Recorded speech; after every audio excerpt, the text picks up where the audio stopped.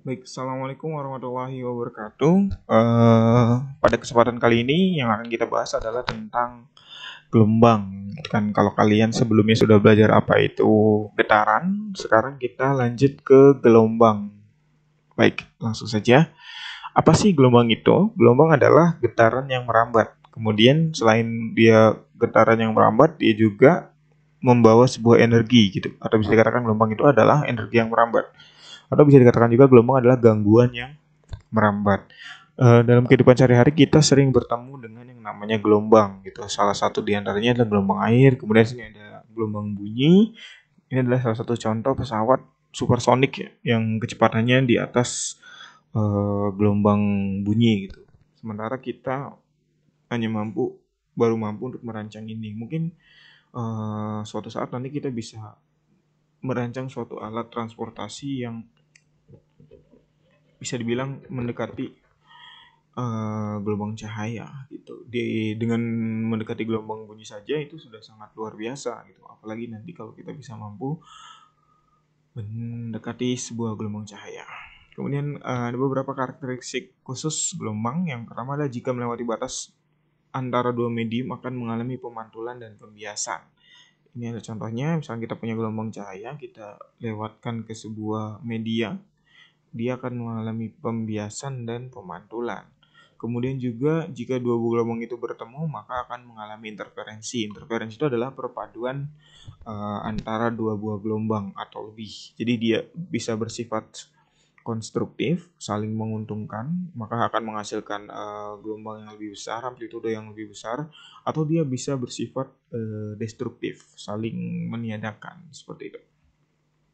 Kemudian jika melewati suatu halangan, misalnya celah sempit, dia akan mengalami difraksi atau lenturan.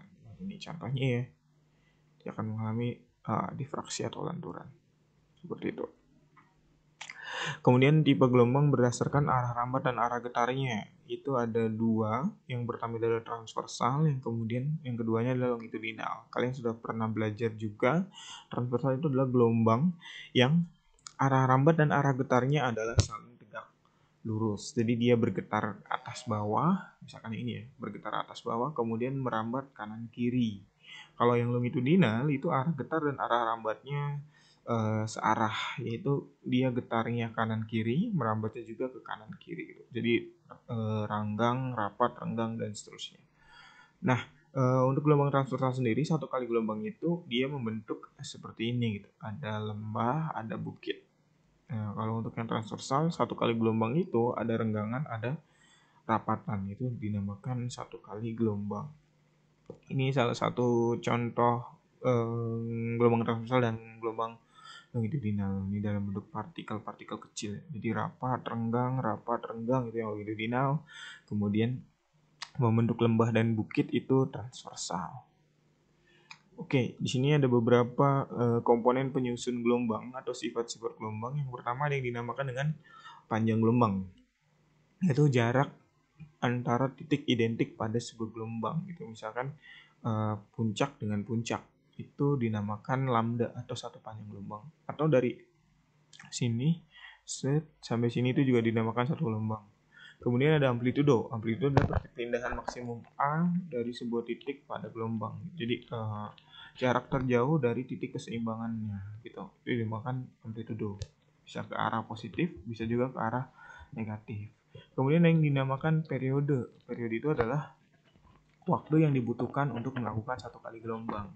Gitu. Jadi waktunya berapa detik nih dari misalkan dari puncak sampai ke puncak lagi. Seperti itu.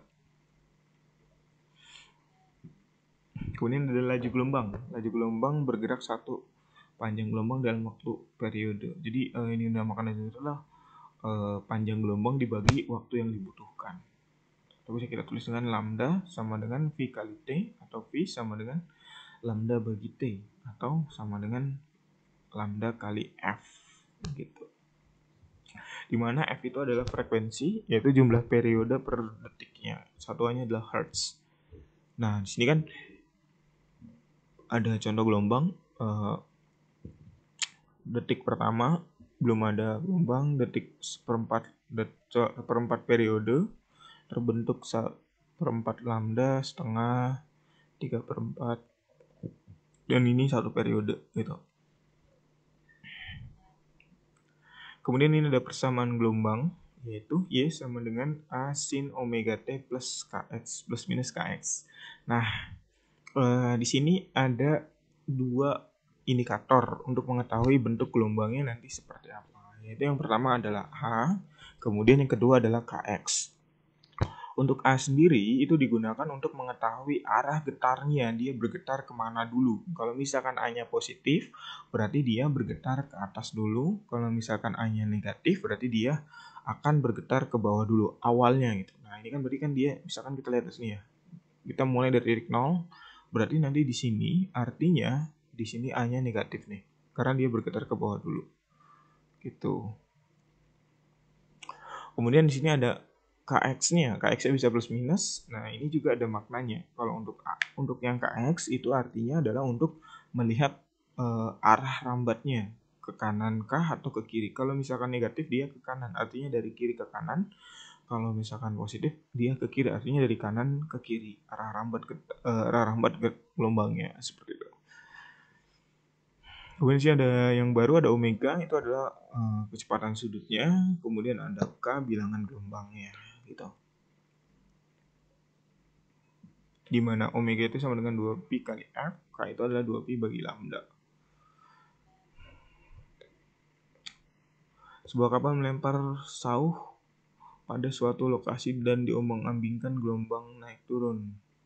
Jika jarak puncak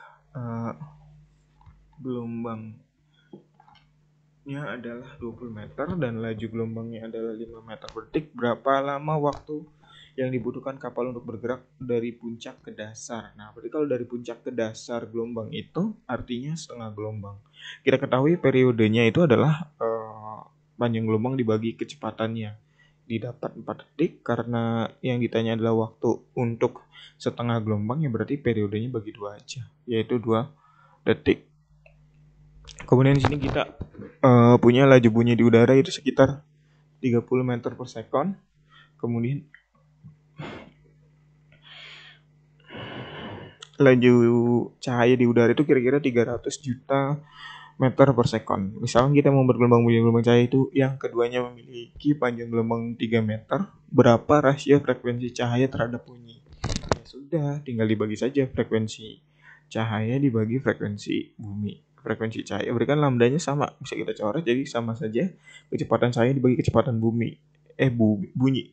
Itu 300 juta dibagi 300 didapat 1 juta perbandingannya. Untuk mengetahui frekuensinya tinggal kita masukin angkanya. Kan tadi udah ada rumusnya, F sama dengan V per lambda. 300 bagi 3 100 Hz. Untuk cahaya 300 juta atau 3 kali 10 pangkat 8 dibagi 3 100 MHz.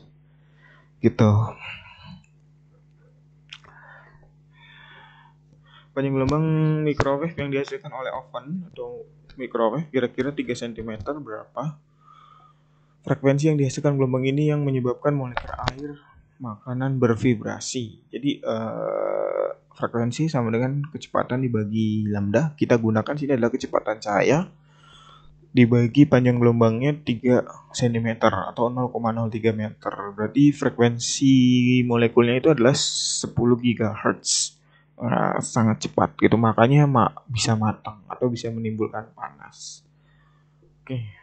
Jadi membuat molekul air bergoyang atau bergelombang dengan frekuensi 10 GHz.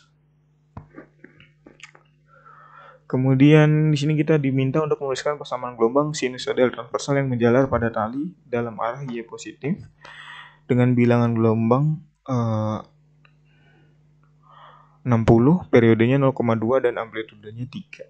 Berapa laju transversal maksimum dari titik asalnya? Jadi kita punya arah Y positif, berarti bisa dikatakan nanti A-nya positif. Kemudian di sini tidak dibilang dia merambatnya ke kanan atau kiri, berarti kita asumsikan saja dia merambat ke kanan misalkan. Berarti kita punya informasi sebagai berikut. K-nya 60, kemudian periodenya 0,3, kemudian A-nya 3 mili atau 0,3 cm. Misalkan kita gunakan satuannya adalah cm dan detik. Berarti semua kita rubah ke dalam cm. Pertama kita hitung dulu omeganya. Omega itu ada 2pi per periode, didapat 10 pi. Maka persamaannya adalah Y sama dengan 0,3 sin omega T min Kx. 10 pi T min 60 X. Seperti itu. Kemudian ditanya berapa laju transversal maksimum dari titik pada tali. Berarti kita mau cari dulu laju getarannya, kecepatan getarannya. Kecepatan getaran itu adalah berubah dy per dx, artinya turunan y terhadap waktu, dy per dt, sorry. Berarti kita turunkan sin omega t, kalau diturunin jadi cos, kemudian omega t-nya keluar jadi negatif cos, maka min a omega cos sama dengan ini. Atau bisa kita tuliskan min 0,3 kali 10t cos 10t plus minus 60x. Nah, karena kan tadi kita nggak tahu dia merambatnya ke kanan atau ke kiri. Nah, untuk mencari Vmax, maka kita akan membuat si cosnya ini biar dapat nilai tertinggi dari cos itu adalah kan 1 dan min 1. Karena ini negatif, biar jadi positif, kita ambil negatif 1. Maka 0,3 kali 10, 3 pi cm per detik. Mungkin itu saja yang bisa saya sampaikan pada kesempatan kali ini. Terima kasih atas perhatian dan kerjasamanya. Saya akhiri. Assalamualaikum warahmatullahi wabarakatuh.